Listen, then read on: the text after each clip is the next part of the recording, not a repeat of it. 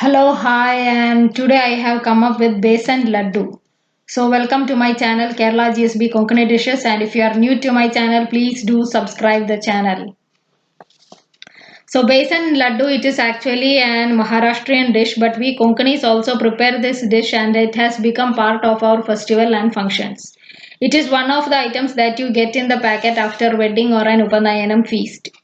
It is also it has also taken its place in Pomsavanam or baby shower ceremony, and we also distribute it to neighbors and friends when there is a happy occasion such as a birthday.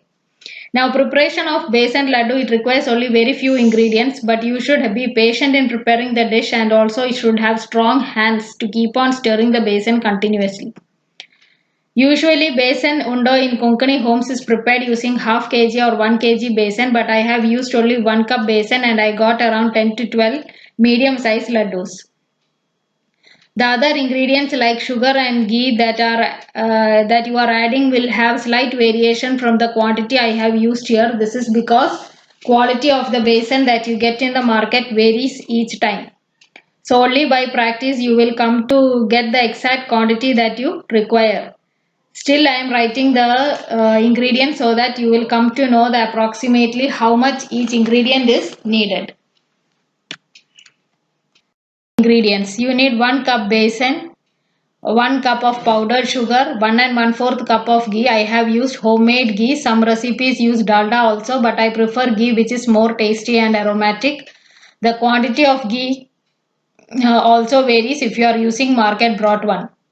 Then 15 to 20 numbers of elaichi or cardamom powder and use 10 to 12 number of raisins. Ghee roast them and keep aside. This is optional and you can even add them directly also. So these are the various ingredients that you require for the preparation of besan laddu. Powder sugar and cardamom in a mixture and keep aside. Ghee roast the raisin and keep aside. Heat 1/4 cup of ghee in a thick bottom kadai. If you are using market ghee, then melt all the ghee together. Retain around 1/4 cup of ghee in the kadai and transfer the rest of the ghee to a clean and a dry container and keep aside. Add the besan to the kadai and stir well so as to coat the besan with ghee uniformly. You can even switch off the flame and mix the besan and the ghee with your hands once it has slightly cooled down. That is, it has so that this will help in the removal of lumps also.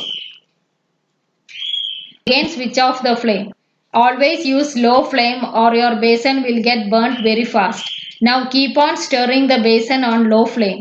You can see that after some time the besan has started to change color and also giving a sweet aromatic smell. You can taste and see the besan and you will see get a raw flavor of besan showing that it has not fully roasted yet. Now it is time to add and give ghee. Add the rest of the ghee, that is only little by little you have to add.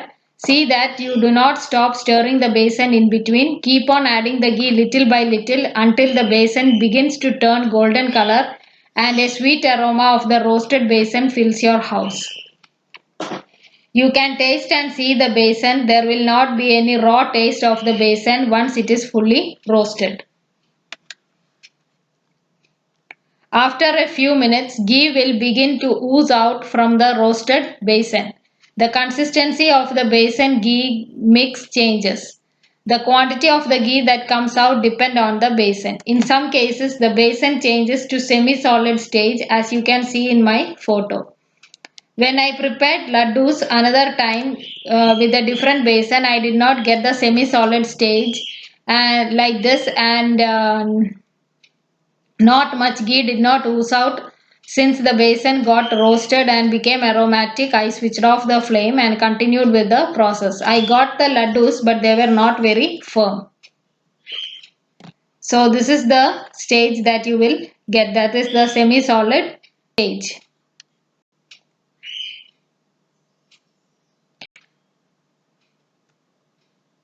Off at this stage and remove from the flame. See that even after you remove from the flame, you keep on stirring the besan for 3 to 5 minutes because your kadai will be hot and that temperature is sufficient to burn your besan. Now, after this semi-solid stage, after it has cooled down, you have to add the powdered sugar. Do not add sugar to hot besan. Then you have to add raisins, elaichi powder and mix uniformly. Now after mixing, the mixture will look somewhat greasy and not powdery. Check for sweetness at this stage. You can add powdered sugar again if you want.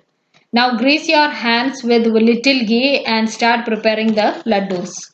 Your besan laddus are ready to be served. Shelf life will be 2 to 3 weeks. You can even add ghee roasted cashew nuts and badam to increase the richness of your laddus. But traditionally it is raisins that are used. For watching my channel, please do like, share and subscribe. Thank you. In this channel I will be telling you how to prepare Kerala GSB style recipes or dishes. Keep watching my channel regularly.